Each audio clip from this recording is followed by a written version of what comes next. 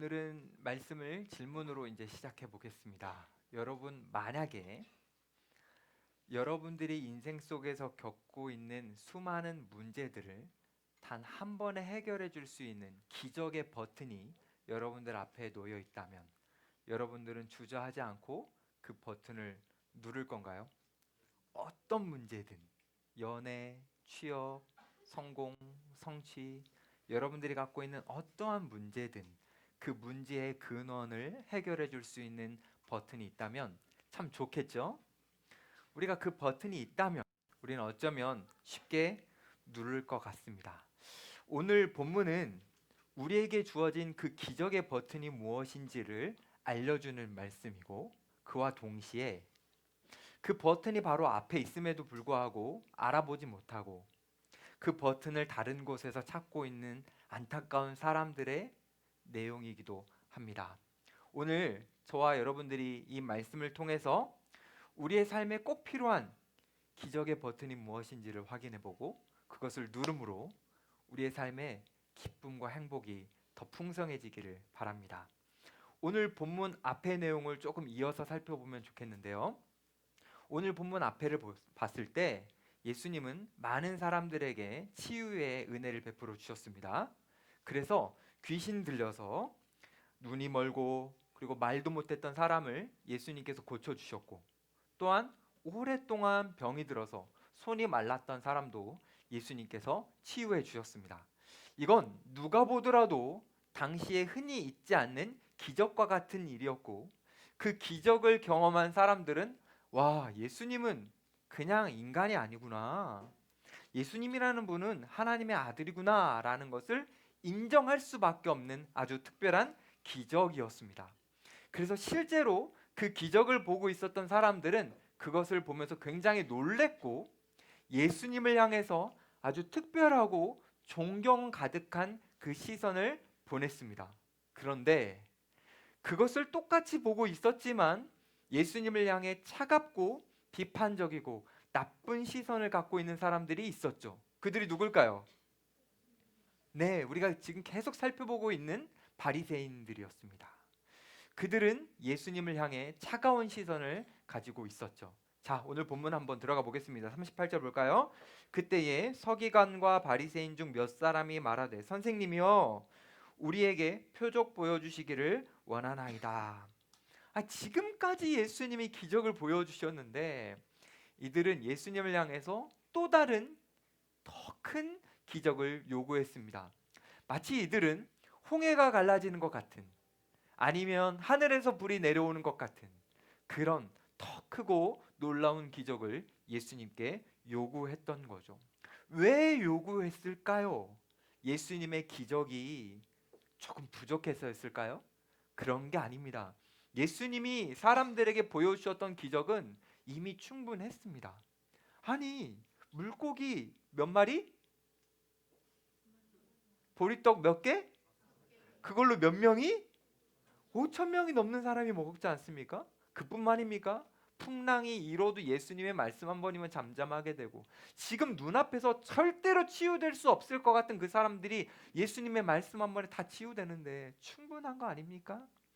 근데 이 바리새인들은 충분하지 않아서 기적을 요구했던 게 아니라 못 믿어서, 예수님을 믿지 않았기 때문에 다른 기적을 요구했던 겁니다. 아마도 이들은 예수님을 불신했기 때문에 예수님이 나타내 보여주고 있는 이 기적이 사기라고 생각했던 것 같아요. 그래서 이 사기의 방법을 조금 파악해 보고 싶었던 것 같아요. 예를 들면 이런 겁니다. 마술을 우리가 볼 때 그 마술은 진짜가 아니라는 걸 우리가 알고 있잖아요. 그래서 어떤 속임수일까 이걸 확인해 보고 싶어서 한 번 더 해봐, 한 번 더 해봐 라고 말하는 것처럼, 지금 바리새인들은 예수님이 어떤 수법을 쓰고 있는지를 확인해 보고 싶어서 예수님을 향해 기적을 요구했던 거죠. 사랑하는 여러분, 지금 바리새인들은 예수님을 향해 나쁜 마음을 가지고 기적을 요구하고 있습니다. 그러면 우리는 어떨까요? 여러분들 혹시 주님을 향해 기적을 요구하지는 않습니까? 우리는 물론 바리새인들처럼 나쁜 마음을 가지고 막 기적을 하나님 앞에 요구하지는 않습니다. 하지만 우리가 어떤 문제 앞에 있을 때, 그리고 어떤 상실을 겪었을 때에, 오늘 대표 기도자가 너무 따뜻하게 기도해줘서 너무 좋았는데, 그 힘든 상황들을 겪을 때에 우리는 때로는 우리가 하나님 앞에 기적을 요구하죠. 근데 그 기적을 요구하는 우리의 이유를 들여다보면 믿음을 위해서가 아니라 그저 그 문제를 해결하고 싶은 나를 위해서, 하나님을 위해서가 아니라 그냥 나 자신만을 위해서 하나님 앞에 기적을 요구할 때가 있습니다. 쉽게 한번 표현해 보면 이런 거예요. 주님, 제가 이 문제가 해결되어야 주님 앞에 봉사할 수 있거든요. 주님, 주님께서 이거 제 소원 들어주셔야 제가 주님을 위해 더 열심히 살 수 있거든요. 하나님, 이 답답한 현실을 풀어줘야 제가 진짜 믿음의 사람으로서 제대로 살 수 있거든요. 우리는 은연중에 아니면 의식적으로 하나님 앞에 이렇게 뭔가를 요구하죠. 근데 여러분, 그거 아십니까? 이거 굉장히 위험한 겁니다. 이게 왜 위험한 거냐면 우리는 마치 하나님을 향해 이렇게 요구하는 거예요. 하나님, 하나님이 하나님 노릇 잘해주시면 제가 성도 노릇 잘해보겠습니다. 그러니 하나님은 하나님 노릇 저한테 잘해주세요. 이렇게 제가 말씀드리니 여러분들은 느끼실 겁니다. 이게 얼마나 위험하고 무서운 건지. 근데 우리는 우리도 모르게 하나님을 향해 이렇게 하면서 살아갈 수 있는 거예요. 이뿐만이 아닙니다. 우리는 신앙생활하면서 가끔씩 하나님, 하나님의 살아계심을 좀 증명해 주세요. 하나님이 정말 저를 사랑하신다면 나를 사랑하신다라는 걸 좀 분명히 알려주세요. 우리는 하나님 앞에 이렇게 요구할 때도 있습니다. 그런데 여러분, 이러한 요구는 이미 하나님이 살아계시다, 하나님이 우리를 사랑하신다라고 하시는 수많은 증거들을 우리가 무시하는 발언이 될 수 있습니다. 하나님은 지금까지 우리가 살아오는 과정 가운데 정말 하나님이 살아계신 것을, 하나님 우리를 사랑하신다라는 것을 너무나 많이 알려주셨는데, 마치 우리는 하나님을 향해 하나님, 하나님의 방식이 아니라 제가 원하는 방식으로 하나님의 진심을 증명해 보세요 라고 말할 수도 있는 거예요. 그러니 우리는 때로 막막한, 그리고 내 신앙이 다운되는 것 같은 그 순간들 속에서 하나님을 향해 뭐 정당해 보이는 요구를 하죠. 하나님, 이렇게 해주세요. 하나님, 저에게 보여주세요. 그런데 어쩌면 우리들의 그러한 요구가 하나님을 근심하게 하고 또 주님의 마음을 아프게 할 수도 있는 겁니다. 심지어는 우리가 주님 앞에 드리는 그 요구가 하나님을 향한 무례한 요구일 수도 있는 거죠. 오늘 본문에 나왔던 바리새인들도 우리보다 훨씬 더 심했고 훨씬 더 악했지만 주님을 향해 무례한 요구를 했습니다. 그런데 놀라운 것은 우리 예수님께서 그 무리하고 무례한 요구를 하는 바리새인들의 질문과 요청에 답을 해주십니다. 39절 한번 볼까요? 예수께서 대답하여 이르시되 악하고 음란한 세대가 표적을 구하나 선지자 요나의 표적밖에는 볼 표적이 없느니라. 자, 바리새인들이 기적을 요구하는 이유가 뭐라고 예수님 말씀하셨죠? 너희들이 악하고 음란하기 때문이야 라고 말씀하시는 거예요. 뭔가 그런 것들 요구하는 이유가 악하고 음란해서래요. 자, 그러면 악하고 음란한 게 뭔지를 한번 살펴봅시다. 일단 음란부터. 여러분, 음란한 게 뭡니까? 여기 성경에서 말하는 음란하다라는 것은 성적인 죄를 짓는 것을 넘어서서 하나님과의 관계 속에서 우리가 배신하는 것, 그것을 음란이라고 말합니다. 우리는 하나님과 우리 사이에 관계가 맺어져 있어요. 마치 부부처럼 언약된 관계입니다. 하나님은 우리를 책임지시는 사랑을 하시고 우리는 하나님만 사랑하겠다라고 하는 약속을 한 관계거든요. 근데 마치 부부 관계에서 내가 다른 사람을 향해 시선을 돌리고 바람을 피는 것처럼 하나님이 아닌 다른 것에 관심을 가지면서 거기에 마음을 빼앗겨 살아가는 것, 그게 바로 음란입니다. 악한 건 뭘까요? 악하다라는 것은 하나님의 뜻과 하나님의 방법을 받아들이지 않고 내 뜻을 고집하는 것, 그게 바로 악한 겁니다. 그러니 지금 예수님께서 바리새인들에게 너희들이 악하고 음란해서 그런 걸 요구하는 거야 라고 말씀하시는데, 이건 이렇게 말씀하시는 겁니다. 너희들은 지금 하나님이 아닌 다른 것을 추구하고 그것을 사랑하고 있고, 너희들은 하나님의 뜻이 아니라 너희들의 뜻을 고집하고 있다. 그것 때문에 너희들은 지금 주어진 기적에 만족하지 못하고 더 특별하고 더 놀라울 만한 다른 기적을 요구하고 있는 거다. 예수님은 지금 바리새인들 향해서 책망하셨습니다. 자, 그런데 여러분, 이 상황을 이제 우리가 가봐와서 한번 상상해 봅시다. 그 당시에 바리새인들이란 많은 사람들에게 존경받고 있었던 아주 특별한 사람입니다. 그러니까 바리새인들이 이렇게 모여 있으면 사람들은 와, 대단한 사람들, 참 멋진 사람들 이랬을 거란 말이죠.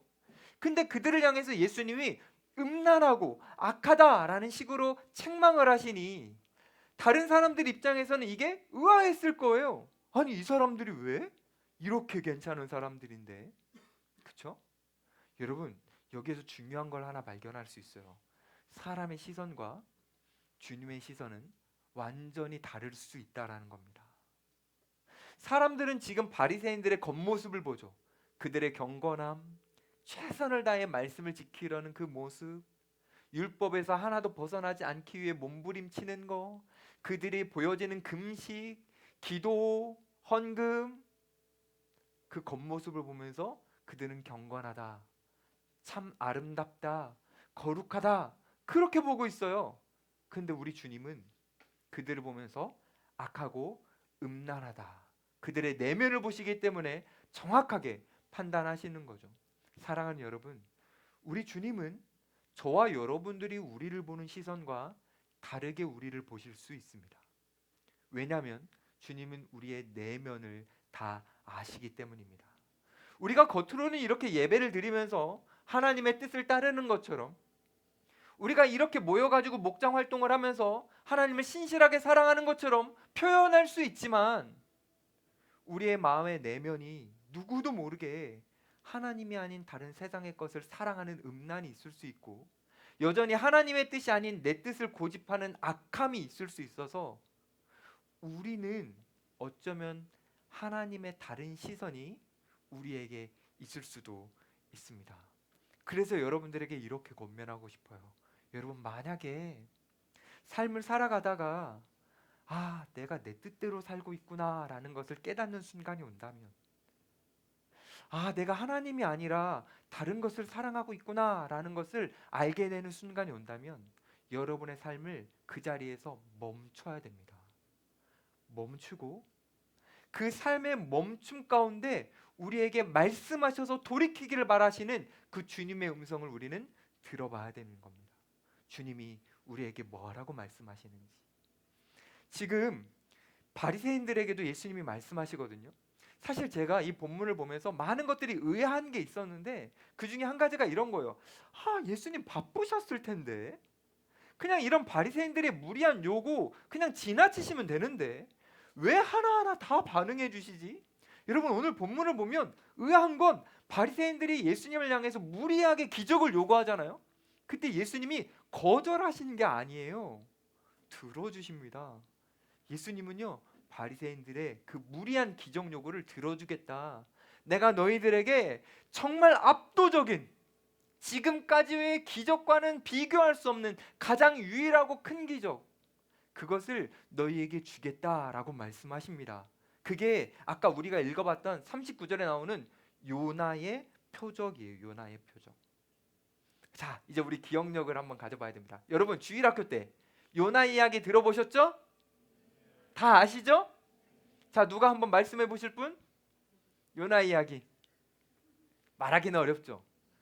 그리고 새신자들도 있으니까 간략하게 한번 설명해 볼게요. 요나 이야기가 어떤 이야기인지.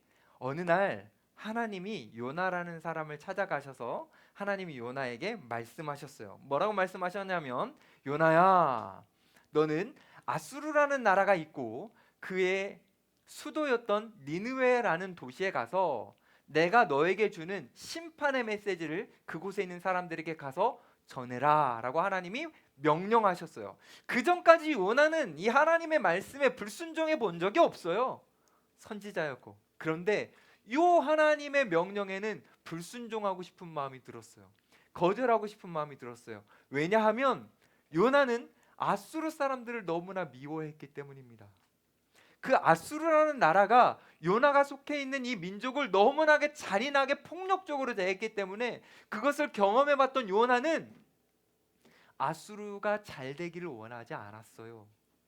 그래서 하나님의 말씀을 거부합니다. 여러분 이제 기억나십니까? 그래서 요나가 니느웨로 가지 않고 어디로 가려고 하죠? 다시스라는 완전히 반대인 곳으로 가려고 했습니다.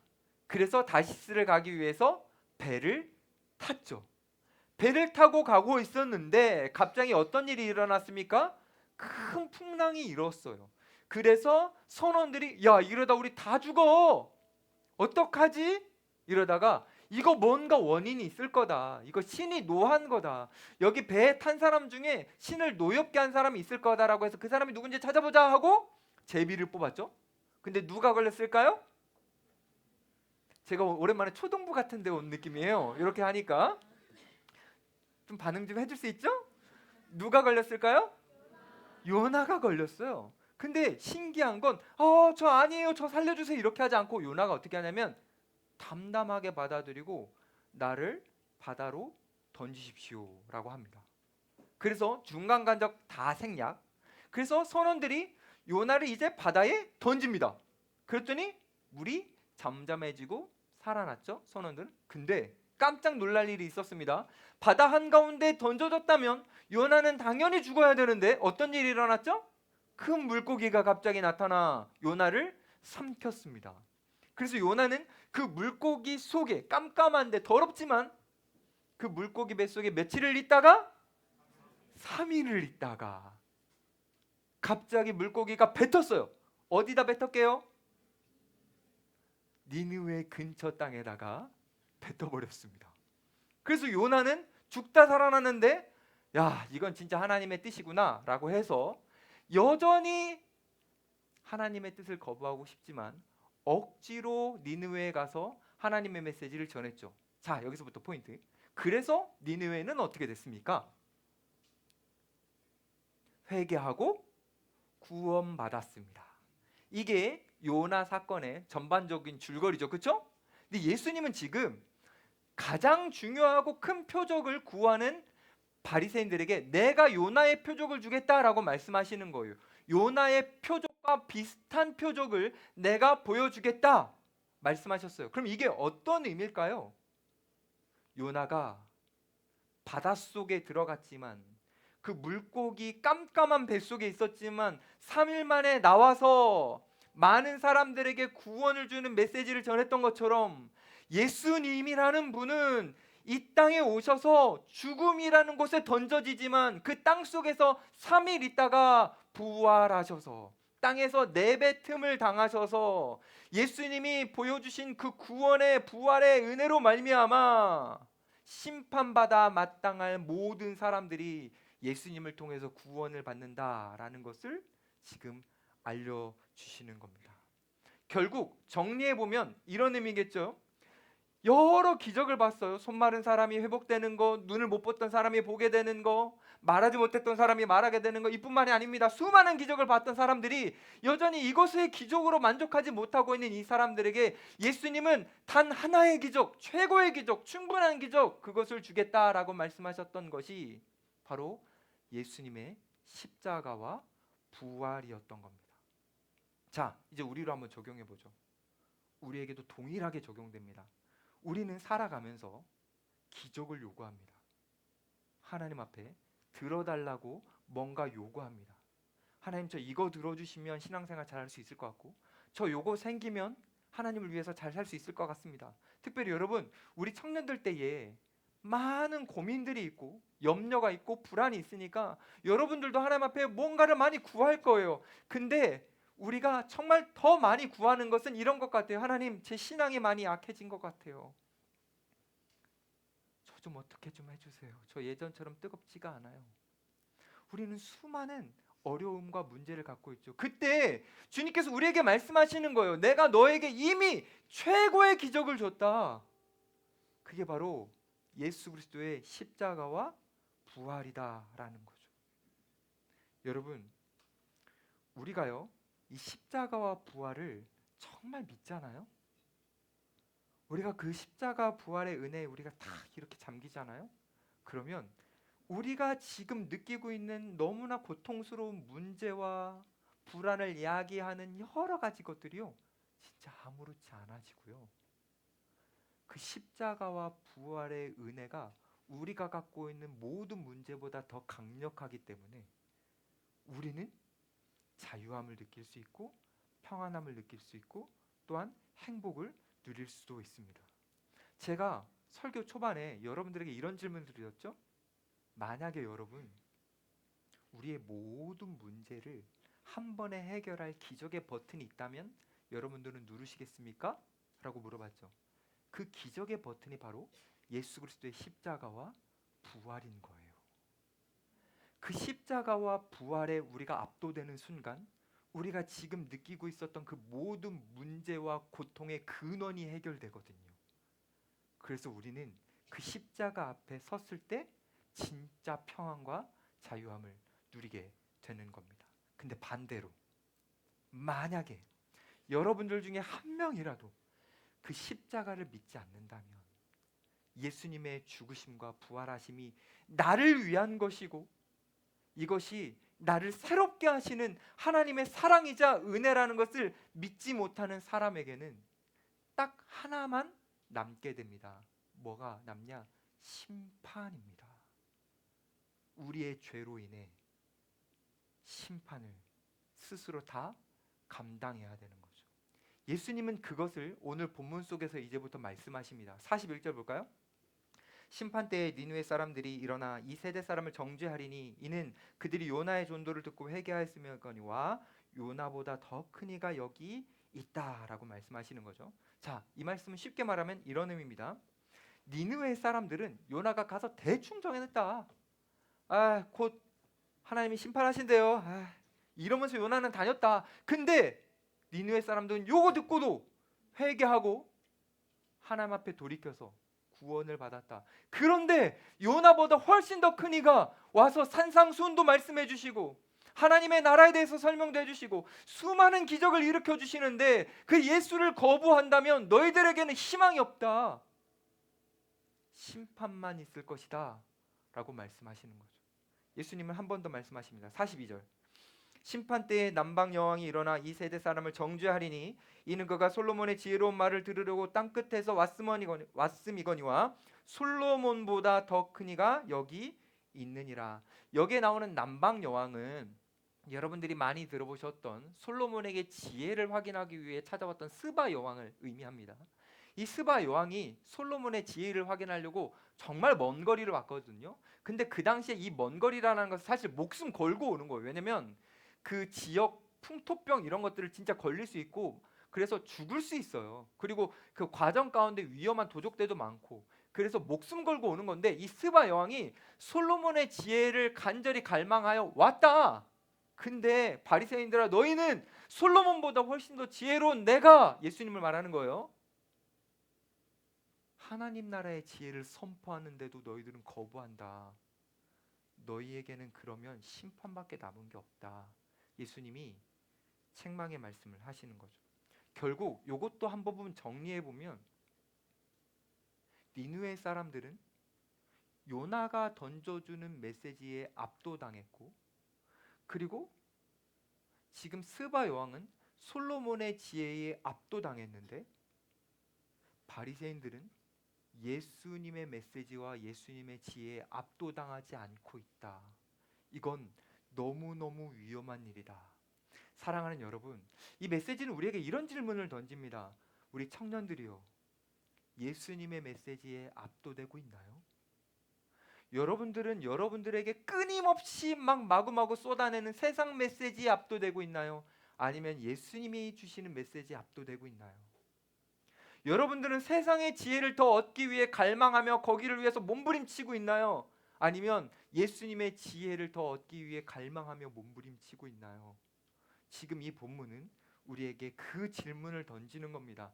우리가 예수 그리스도라는 분에게 압도당하지 않으면, 우리가 그분의 은혜에 거하지 않으면, 우리가 그 십자가와 그 부활의 은혜에 거하지 않으면 우리에게 물밀듯이 다가오는 수많은 고통과 문제와 모든 것들이 너무 크게 보여져서 우리는 고통스럽게 살아가게 될 거지만, 우리가 어떠한 고통을 겪고 있든지 간에 그 모든 것들을 압도하는 십자가와 부활을 우리가 정말 그 은혜에 압도당하면 우리는 다른 인생을 살 수 있다라고 예수님이 말씀해 주시는 겁니다.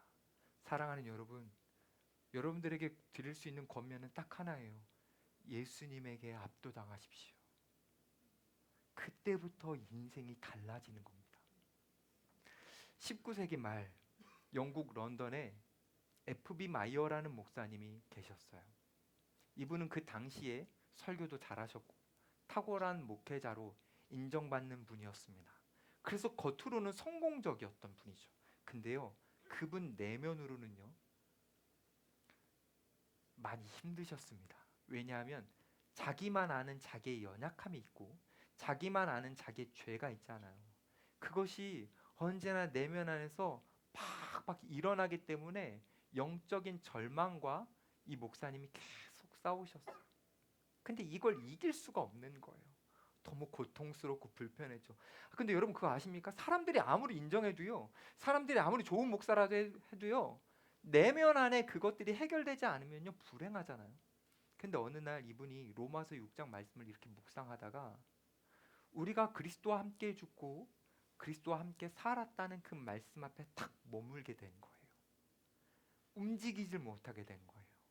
그리고 그 말씀을 계속 주목하다가 예수님의 십자가와 부활에 압도당했습니다.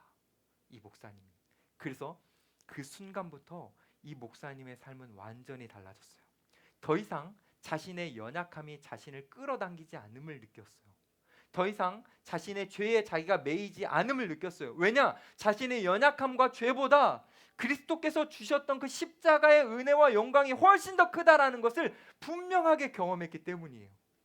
그래서 자신의 죄에 대해서 자유해지고 자신의 연약함에서 벗어나게 되는, 그래서 이전에 느끼지 못했던 평안함과 자유함과 행복을 이 목사님은 느꼈습니다. 사랑하는 여러분, 여러분들에게는 어떤 고통이 있습니까? 여러분들을 무너뜨리게 만들려는, 여러분들의 마음을 고통스럽게 하는 어떤 근심들이 여러분에게 있습니까? 저는 그것을 자세하게 알지 못하지만 그래도 이 성경에서 말하는 근거를 가지고 여러분들에게 자신 있게 말씀드리는 것은 그 어떠한 것이라도 여러분들이 십자가 앞에 다시 서면 여러분들의 그 모든 문제는 해결될 수 있습니다. 저는 알아요. 그리고 저는 믿어요. 우리 인간이 갖고 있는 이 세상에 주는 모든 고통과 문제보다 십자가가, 그리고 그 십자가가 주는 은혜가 더 강력하다라는 걸 믿습니다. 그러니 여러분, 십자가에게 손을 한번 내밀어 보세요. 이런 걸 한번 경험해 봤으면 좋겠어요. 우리가 그 십자가를 한번 묵상해 보면서 주님 앞에 우리의 마음을 한번 드려보는 겁니다. 그리고 그 십자가를 묵상해 보면서 우리의 손을 주님 앞에 내미는 겁니다. 그럼 어떤 일이 일어나냐면 십자가가 여러분들 이렇게 끌어당겨요. 그리고 우리는 그 십자가 앞으로 끌려갑니다. 근데 그 십자가 앞에는요, 십자가 아래에 그늘이 있거든요. 우리가 그 십자가의 그늘 앞에 이렇게 끌려당겨져서 거기에 딱 머물잖아요. 그럼 희한하게 문제와 상황은 안 바뀌었는데 우리의 마음이 바뀜으로 평안함과 행복을 느끼게 됩니다. 사랑하는 여러분, 다른 방법 없습니다. 왕도 하나 없습니다. 쉬운 거 없습니다. 딱 하나입니다. 우리에게 주어진 최고와 유일한 그리고 충분한 기적은 예수 그리스도의 십자가와 부활밖에 없습니다. 그걸 여러분들이 붙들어야 합니다. 근데 만약에 우리가 거기에 나가지 않고 계속해서 거부하고 이렇게 종교 생활만 하다 보면, 우리가 그 십자가의 은혜에 압도당하지 않게 되면 우리는 정말 끔찍한 일을 경험하게 됩니다. 예수님은 그것을 예화로 말씀해 주시거든요. 이제 저와 여러분들이 43절부터 읽어볼 거예요. 제가 43절 읽고 여러분들이 44절 읽고 다 같이 45절 읽어봅시다. 더러운 귀신이 사람에게서 나갔을 때에 물 없는 곳으로 다니며 쉬기를 구하되 쉴 곳을 얻지 못하고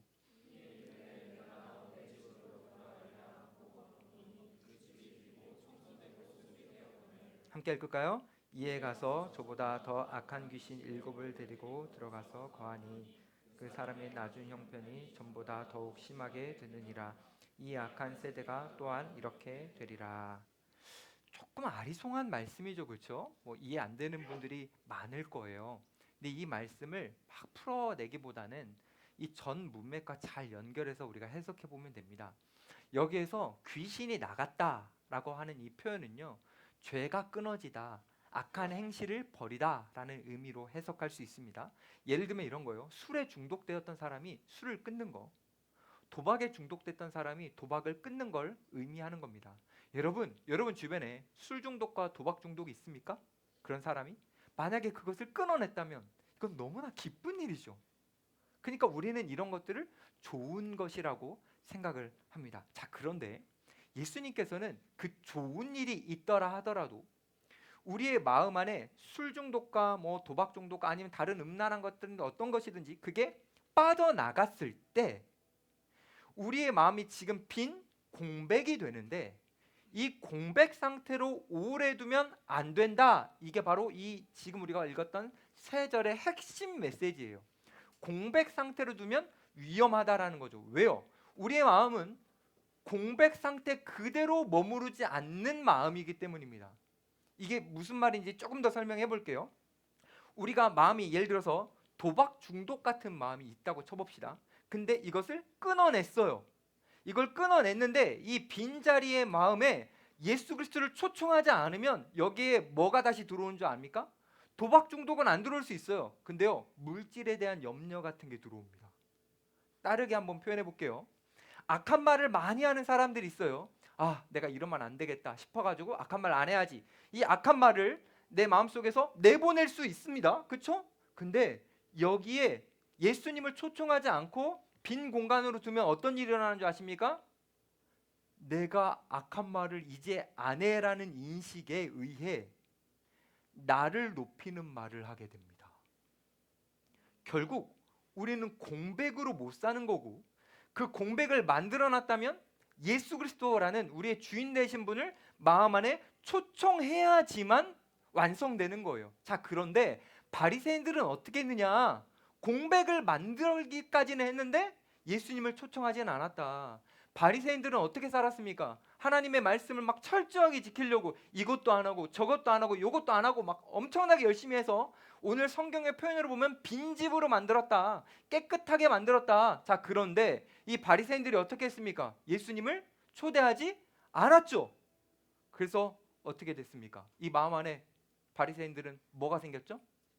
자기의, 자기 열심, 이게 마음 안에 생긴 거 아닙니까? 요거를 본문 표현 그대로 한번 바꿔서 다시 한번 설명해 볼 테니까 들어보세요. 바리새인들의 마음 안에 귀신이 있었다. 이 귀신이 나갔다.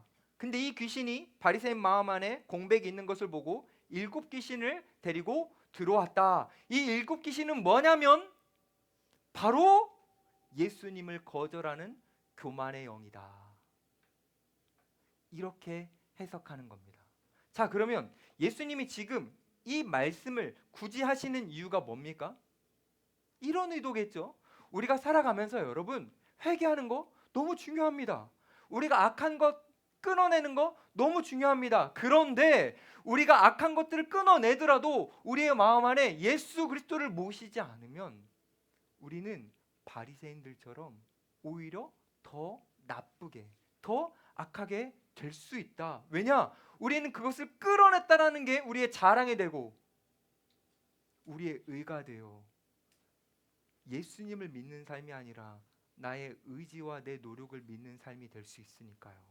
이건 이전보다 더 악하게 된 겁니다. 여러분 그거 아십니까? 죄에도요 레벨이 있어요. 죄에도요. 낮은 레벨의 죄가 뭔지 아십니까? 그거는 단순하게 죄 한번 짓는 거예요. 근데 그것보다 높은 레벨이 있습니다. 반복적으로 그 죄를 짓는 거예요. 근데요, 그것보다 더 높은 레벨의 죄는요, 죄를 지으면서도요, 정당화하는 겁니다. 정당화. 나는 당연히 그럴 수밖에 없어. 근데요, 예수님을 모시지 않고 자기 의로 가득 찬 사람, 다시 말해서 자기 자아를 주인으로 모시고 살아가는 사람이 바로 자기의 죄를 정당화하는 거예요. 그러니까 너무 무서운 죄거든요, 이게. 예수님이 지금 바리새인들한테 그걸 말씀하시는 거죠. 이렇게 끔찍한 일이 일어나는 이유가 뭐라고요? 씻기고 청소하고 우리의 마음을 비워내는 것까지는 잘했지만 예수 그리스도를 모시지 않아서, 결국 우리가 인생을 살아가면서 여러분들이 좋은 메시지를 듣고 여러분들이 좋은 말씀을 듣고 거기서 여러분들이 순종하고 열심히 살아가는 거 너무너무 훌륭합니다. 하지만 제가 매주마다 강조하고 있는 예수 그리스도가 우리의 마음에 오셔서 주인이 되어주시지 않는다면 우리는 어쩔 수 없이 우리 마음 안에 공백이 생기고 그 공백 속에 사탄이 침투하여 사탄이 우리의 마음을 놀이터처럼 놀아다닐 겁니다. 근데 우리는 그걸 모르겠죠.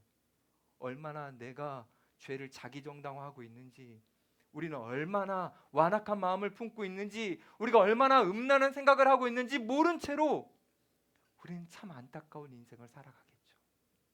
지금 예수 그리스도께서 우리에게 말씀하시는 게 이겁니다. 우리의 인생이, 여러분 청년들의 인생이 사탄의 놀이터가 되서는 안 된다. 방법은 하나밖에 없다. 예수 그리스도를 마음의 주로 모시는 겁니다. 내 뜻, 내 생각, 내 방법 여기에 사로잡히는 것이 아니라 그걸 내려놓고 주님의 뜻, 주님의 방법, 주님의 생각을 받아들이고 따르는 삶을 살아가는 것. 그게 바로 사탄의 놀이터가 아니라 주님이 여기에 거하시는 성전이 되는 유일한 방법입니다. 사랑하는 여러분, 우리는요 우리 뜻대로 살아가면 안 돼요. 우리는요 주님의 뜻대로 살아가야 복됩니다. 왜냐하면 주님은 정말로 너무너무나 좋으신 분이기 때문입니다. 제가 오늘도 이걸 한번 증명할 거예요. 예수님이 얼마나 좋으신 분인지. 어떻게 증명할 거냐면요, 요나와 예수님을 비교할 거예요. 먼저 요나 이야기를 다시 들어가겠습니다. 아까 이야기 나눴던 거, 그것을 기억한 채로 여러분 한번 들어보십시오. 자, 요나가 제비뽑기를 당했어요. 그렇죠? 그리고 자기를 물에 던지라고 했습니다. 아까. 그렇죠? 근데요, 그거를요 우리는 성경을 이렇게 훑어서 딱 보면은 요나가 그래도 선원들 살리려고 좋은 마음으로 자기 던지라고 했나 보다 이렇게 생각합니다. 근데 절대 아니에요. 요나가 물에 들어가려고 했던 건요, 사실은 요나가 갖고 있었던 섬뜩한 고집 때문이었습니다. 내가 물에 뛰어들면, 내가 죽으면 내가 정말 싫어하는 니느웨 사람들은 심판의 메시지를 못 들으니까 그들이 구원받지 못하게 하려고 요나는 자기를 죽여서까지 자기 뜻을 이루려고 한 겁니다. 그래서 요나는요 자기 뜻을 이뤄보려고 물에 뛰어들었어요. 무슨 말이냐면, 나는 니느웨 사람들이 망했으면 좋겠는데 이게 내 뜻인데 하나님이 저 사람들을 구원시키려고 하니 난 이건 못 받아들이겠다. 그냥 내가 죽어서 같이 망하자. 이게 요나의 뜻이었다고요. 요나의 뜻. 그래서 물에 뛰어든 겁니다. 근데 여러분 그거 아십니까? 이거 요나만 그런 거 아니에요. 여러분들은 나는 안 그래라는 표정을 지금 다 하고 계시는데 우리가 그래요. 우리는요 죽어도 하나님의 뜻을 못 받아들이는 영역들이 있어요. 그리고 끝까지 그 영역 속에서는요 우리가 하나님이 아닌 내 길을 갑니다. 그게 바로 우리가 갖고 있는 악함이에요. 고집을 절대 바꾸지 않죠. 근데 놀라운 건 뭐냐면 그런 고집 있는 우리를 하나님이 모르시는 게 아니에요. 다 아세요. 그리고요 요나가 고집 부르면서 그 섬뜩한 고집으로 물에 뛰어들 때요 하나님은요 그때 요나를 그래 넌 죽어라 이렇게 하시지 않으세요. 하나님은 예비된 물고기로 요나를 삼키시죠. 왠지 아십니까? 끝까지 고집 부리면서 자기 길을 가려고 하는 이 요나를요 하나님이요 사랑하셨기 때문이에요. 내버려 두지를 못하세요. 완악하고 고집부리고 끝까지 자기 뜻만 생각하고 있는 이 인간들을요, 하나님은요 망하게 내버려 두지 않으세요. 그래서요 물고기를 가지고 아니면 다른 삶의 어떤 영역들을 동원해서라도요 우리를 살려내시는 거죠. 하나님은요 여러분에게도 마찬가지입니다. 여러분이 자기의 뜻을 가지고 살아가려고 할 때에, 우리가 막 고집부리고 있을 때에, 그럼에도 하나님은 여러분들을 사랑하십니다. 그래서 여러분들의 고집을 허용하지 않으시는 거예요. 그래서 여러분들이 여러분의 뜻대로 살아가려고 할 때 하나님이 막으시는 거예요. 왜냐하면 여러분의 무서운 고집보다 하나님의 사랑의 열심이 더 강력하기 때문이에요. 하나님의 열심이 우리의 열심보다 큽니다. 그래서 우리가 이 자리에 있는 거거든요. 요나 이야기가 그걸 보여주는 거예요. 요나가 대표된 인간의 완악한 고집, 그리고 한편에 그 인간을 사랑하시는 하나님의 열심. 충돌하고 부딪히고 왔다 갔다 막 밀당을 하거든요. 그러나 뭐가 이긴다? 하나님의 사랑의 열심이 이긴다. 이걸 요나서가 보여주는 겁니다. 때로는요 하나님의 열심이 이기지 않고요, 때로는 우리의 고집이 이기는 것처럼 느껴질 때도 있어요. 실제로. 그러니까 요나가 배를 탔잖아요. 그리고 바다까지 갔잖아요. 때로는 우리의 고집이 이기는 것처럼 보여져요. 그래서 우리는 갈 때까지 가기도 해요. 망가지기도 해요. 우리는요 누군가에게 상처 주고 상처받고 아픔을 겪기도 해요. 그러나 하나님은요 우리가 끝까지 가지 않기를 바라시고, 어느 순간 하나님의 타이밍이 되었을 때 우리를 막아 서십니다. 그래서 우리가 아무리 고집을 부려도 하나님의 열심으로 우리에게 사랑을 베푸시는 거죠. 그런 차원으로 한번 해석해 봅시다. 우리가 왜 삶을 살아가는데 내 뜻이 막히는 고난을 겪는 겁니까? 하나님이요 여러분들을 사랑하셔서 이제 그만해 라고 막아주시는 거죠.